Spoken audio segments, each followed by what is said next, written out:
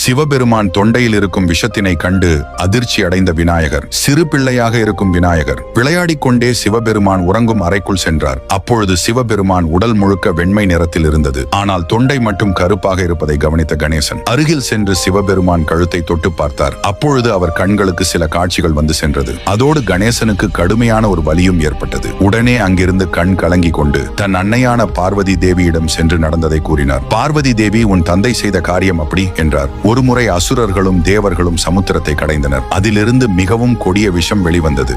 அப்பொழுது அனைவரும் தங்களை காத்துக்கொள்ள உன் தந்தையை நோக்கி பிரார்த்தனை செய்ய உன் தந்தையும் அந்த விஷத்தை பருகினார். அது வெளிவந்தால் உலகம் இருளில் மூழ்கிவிடும் என்பதால் அதனை தன் தொண்டையிலேயே நிறுத்தி வைத்தார்.